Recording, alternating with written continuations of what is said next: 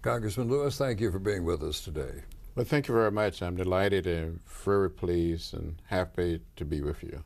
Thank you. I want to begin with some questions about the Brown decision in '54. When you heard about this, what did it mean to you? Junior, when I heard about the Brown decision in 1954, I was so happy. I was so pleased. I was 14 years old in the ninth grade. I thought for the first time I would be attending a desegregated school. I would no longer have the hand-me-down books or riding on a broken down school bus, passing the white school in order to get to what we call the Pike County Training School. And what did it turn out to mean? Well, in reality, it meant a long, hard struggle that for me personally, I wouldn't have the opportunity to attend a desegregated school.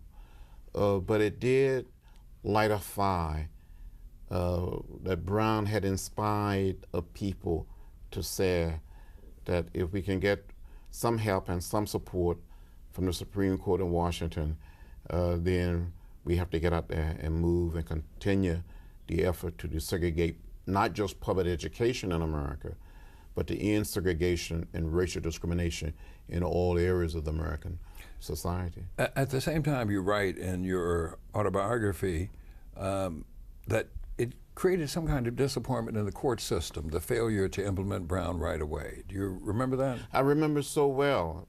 You know, a year later or so, the Supreme Court came back, I guess in 1955, and the doctrine with all deliberate speed.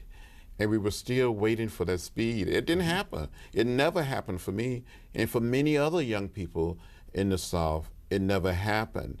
The full force of the federal government during those years was never really put behind the implementation of that decision.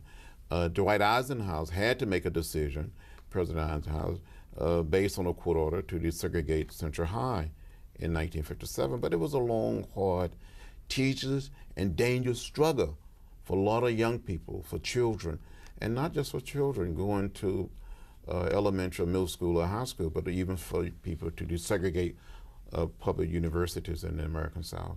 Would you describe your reaction as kind of initial optimism, great hope, and then disappointment? Oh, I would say in the beginning, it was a tremendous amount of hope, a great sense of optimism. But over the years, as I would travel on a yellow school bus and pass the beautiful shining white school to get to this blank school, my sense of hope was dashed.